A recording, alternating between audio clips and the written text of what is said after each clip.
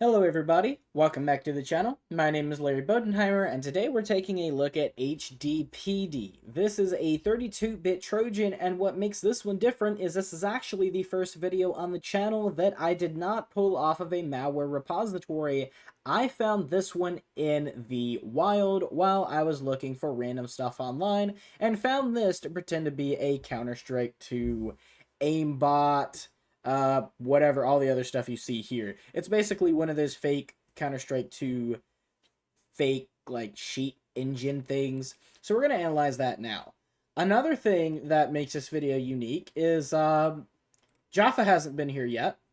And I was actually talking to her while I was looking for stuff to analyze, and I was like, hey, you haven't seen this one yet. So they'll probably comment on this before the video is over. But before we get into running it for ourselves, here's your popular threat label. It's Trojan.C/HDPD. We've got portable executable, spreader, checks user input, invalid signature, long sleep, signed, detects debug environment, my ass, overlay, and malware.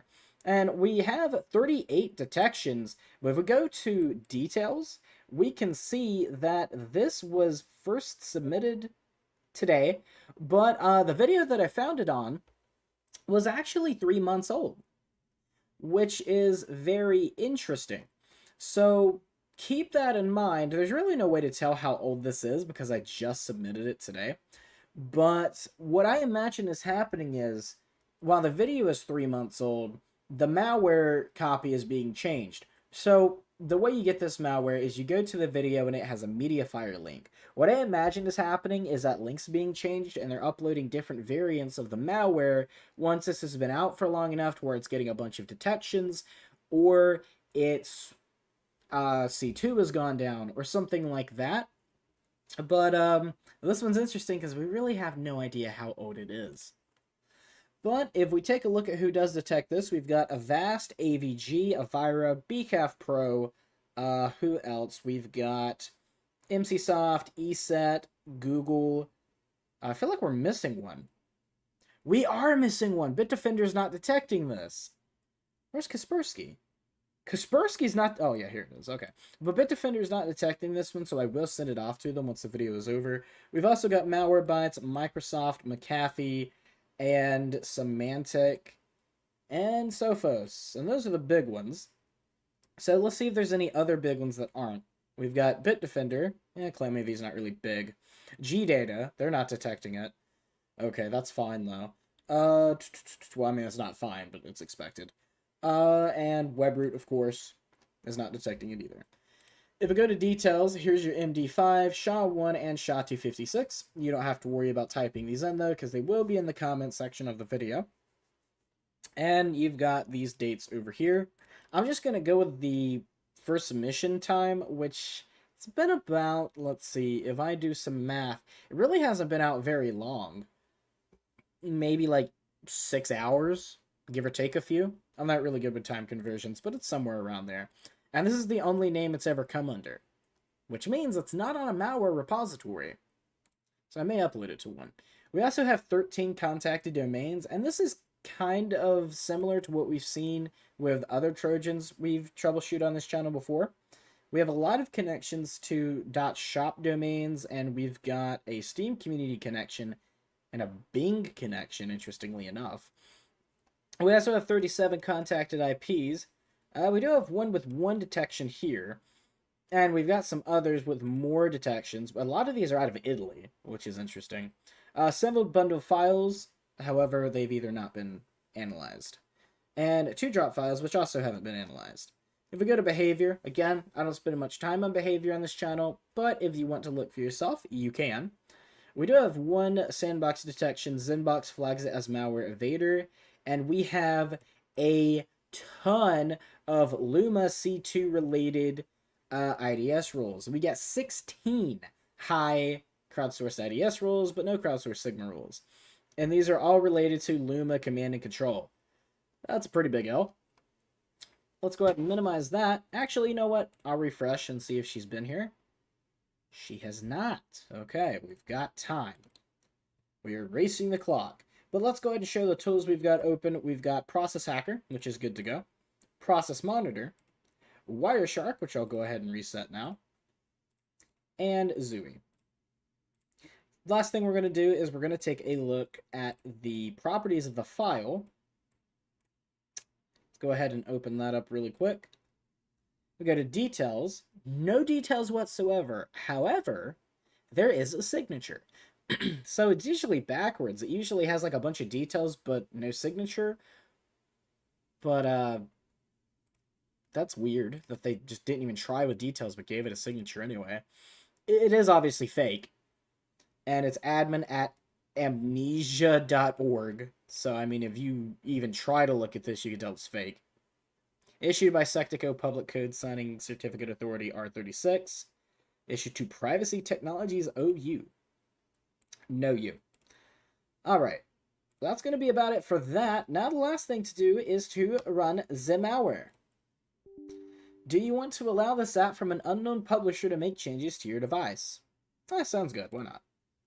We run that, command prompt immediately opens. We've got some other things over here. I'd like to see where that is, and it's gone. Well, we'll be able to take a look once we get process monitor pulled up, so that's fine.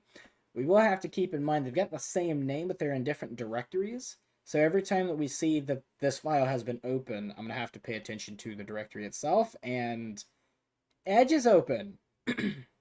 Yippee! I really love it when my Counter-Strike 2 aimbot program opens Microsoft Edge. And then it does seem to, at this point, have killed its own process, and it's probably done. So most likely what we're dealing with here is not a rat, but is simply just an info stealer. Let's go ahead and save this as 1. I'm going to let it keep running, but I doubt we're going to find anything else. I'll go ahead and close Microsoft Edge. Now, in testing... Oh, it opened again. That's weird. Let's try terminating this tree. Okay. That is odd. Now, in testing, the malware closed it immediately after opening it. But did not seem to do this time. Don't know why, but alright. Let's go ahead and run this packet capture through Zooey. Let's go to import data, documents, 1.pcat, and let that keep going. And then we could take a look in process monitor. So we're going to do 2 filters. The first filter we're going to do is we're going to do operation is create file. And the second one is process name is axopack.exe. We're going to add those. We're going to click OK. And it shouldn't take too long. We have 990 events. So remember, this was... It looks like it did copy itself to another directory. So we're going to find it here. This is the directory where it was run from. But we need to keep a lookout for anything that says Axopack, because it also was in different directories as well. Oh, actually, this is the folder. Sorry. This is the executable. So axopack.exe. We need to keep an eye out for that and see if it's in a different directory. These are the same. And obviously we need to keep a lookout for anything else that's suspicious as well. Did delete its own prefetch. That's unfortunate. Sechost.dll. I don't believe I've seen that before, but it's probably just a random DLL that was called for the program. Is what it is. Nothing too suspicious there. Axopack.exe.local. Okay. Fair enough. Sysmerge.sdb. Okay, axopack.exe, it's still on desktop. When lsres.dll was immediately deleted after it was used, and then the .movie for it was deleted as well. fwpu client.dll maybe? Wishcos again. It does execute PowerShell. And here we go. So this is what it's looking for. It looks like it's looking for your cryptos. And we've got some things here we haven't seen before. So we've got Ethereum, Exodus, Ledger Live, Atomic, Coinami, Authy Desktop. Ooh, Authy. Ooh, it's trying to grab your authenticator codes too. Oh, God. All right. We've got Bitcoin, Binance, IndexDB, Electrum wallets, Electrum... Is that Litecoin? I'm not very familiar with crypto, but I think that's Litecoin wallets. Electron Cash wallets, Garda, Dashcore, Wallet Wasabi, dataless, and then it's going after your Chrome user data, but we do not have Chrome on this machine. It's going after your Opera, but we don't have Opera either. Then it does go after Edge, which we do have Edge, but I don't think I've even opened it on this virtual machine. I'm pretty sure I installed Firefox with WinGet, so I don't think it was ever even opened. And then it's looking for a bunch of local user extensions on Edge, but it's not getting any. Then it goes to history, login data for account, which again never logged in, cookies. Then it goes to Brave, Epic Privacy Browser, Vivaldi, Maxthon, Iridium. Does AVG have a browser? Wait a minute. Oh, that is funny. That is really, really funny. I never knew that AVG had a browser. That is news to me. Then we've got the QQ browser, 360 browser, Super browser, which I've never heard of, Scent browser, Shadot, Kakak, and then we got Firefox, which I do have Firefox installed, but it doesn't get much. And then Waterfox, Pale Moon, and then it starts going through our folders. So all of your like local folders, your app data, contacts, documents, downloads, favorites, links, music, you get the point. And it does seem to take a note of everything that's installed on the machine. So we'll just swim through all of that really quick. We're only about halfway done with this, which is interesting enough. Is there anything else that it is trying to get a hold of? Oh, it is looking for new things. Okay, so it's looking for Telegram, FileZilla, Gessler, which I've never heard of, 3D FTP, Smart FTP, a bunch of FTP things, FTP Commander Deluxe, FTP. Okay, what normal people have FTP clients on their computer? I don't know why it's looking for that, but okay. Then it's looking for OpenVPN Connect. Look, the people that are going to like download and run something like this are not going to have OpenVPN. They're not going to have FTP Manager. They may have Telegram, possibly, but they're also probably not going to have crypto either. Unless you just so happen to get lucky and you got some stupid 8-year-old who downloaded this on like their father's or their brother's PC that just so happened to do crypto. But that's kind of funny to me. Then we got AnyDesk, which okay, and it's looking for Azure and AWS. Those are like, what the heck? The Bat. The Bat. There's like 20 of these. The Bat. I'm screenshotting that. That's funny. Hang on. Let me screenshot that really quick. Let me open Lightshot. Do this as quickly as possible, but that is something I would love to post in the Discord server. So let me screenshot that. And we've got Pmail, which I'm not sure what that is. I'm assuming it's a mail client. Mailbird, EM client. You got Thunderbird, Notepad++, Discord, Discord Canary, Discord PTB, and that seems to be about it. So I'm not sure where this other Axo pack is. I mean, we saw it running in a different directory, but it is what it is. It doesn't seem to have dropped any other file that we can take a closer look at either. So we'll go ahead and minimize that, and then we're going to take a look in Zooey. I got a feeling we're definitely going to get some high priority alerts. So we got an alert 3 immediately, but that's just for Suricata. Suricata? Yeah. Suricata? Yeah. I wish I knew how to filter these. I'll probably end up looking it up one day and saving a new screenshot for it, or snapshot, because this is really annoying. And surprisingly, we're not... Oh, here we go. Yep. And we open these up. ET malware, Luma Stealer related command and control domain in DNS lookup. Mouth event uj.shop. So all of these .shop are related to Luma. We've got a notice here as well, which is an invalid certificate, but that's Microsoft. It's unrelated. And this is probably going to say the same thing. Indeed it is. So it's been a while since we've seen some actually like found C2 servers. So do with that as you will. But it does look like it's done everything that it's going to. I mean, I'm sure if I save this and reanalyze it, it's not going to find anything. But we will. And the reason I say that is because the process did already kill itself. I'm almost to the point of saying, like, we don't even have to restart the computer and look to see if it has persistence. Because at this point, I'm pretty sure it just doesn't. It might, but I'm doubtful. And that's probably going to be about it. We will restart the computer just so I can say I did so, but I've just got a feeling we won't need to. We can take a look and see if there's any HTTP on this. There are a few. So if we open this really quick, that goes to a certificate authority, and yeah, okay.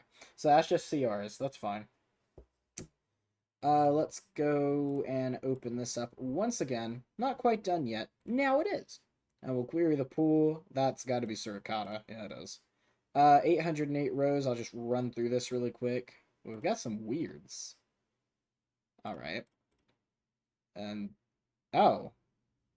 Suricata stream fin with wrong sequence. Okay. Well, still nothing to worry about, but, we got some more notices, but that's probably all just Microsoft, and yeah. There's nothing else that's really worth taking a look at here, just some app layer run directions and stuff like that. So that's going to be about it for that. The last thing I want to do, though, I will go ahead and take a look at some of these shop domains. Like, if we try to access these on our own, I'm sure we're going to get, like, a 403 or something like that. But let's copy it, try to go to it. Maybe try this one next, because it has the most detections. And yeah, it's not going to allow us to. What I am interested in, though, is why it's accessing Steam. Oh, I didn't even expand it. It's accessing Steam Community, but it's not accessing a certain profile. An error occurred during a connection to baked.stuzdeeb.shop. Yeah. It's not going to allow us to connect. It's going to be a 403. But that's going to be it. Alright, well, the last thing to do now is to just go ahead and restart the computer. So I will do that really quick. Also, at the time you're watching this video, I will have hit my 200 subscriber goal. Or not really goal, but milestone. I was going to do a video for 100 subscribers, but now we're at 200, so I'm definitely going to do a video soon. I really appreciate all the subscribers I've got, and I appreciate that you guys have been coming back. And I love that you've been enjoying the videos. But there will be a dedicated video for that soon. Alright, let's open Process Hacker, take a look really quick, and see if it has any persistence. I'm sure it does not, but I'll let this sit open for a few seconds. If it does have persistence, I'm sure it would show up under services. So, don't see anything yet, but last thing we can do before we end the video is see if Jaffa has commented on this. I did hear that she pinged me on Discord, but I don't want to open Discord just in case it opens on my desktop monitor over here. But let's take a look at virus total. Let's go to... Yes, that's the right one. And she is not. Ah, what a downer. She only does not comment when I want her to. She never doesn't comment when I don't want her to. Oh well, whatever. I'm just being salty now. But that is going to be it for HDPD. I hope you guys did enjoy the video. If you're new to the channel, please make sure to leave a like and comment down below if there's anything I did not do in this video that you want to see for future ones. My name is Larry Bodenheimer. You guys have been amazing, and I will see you in the next one.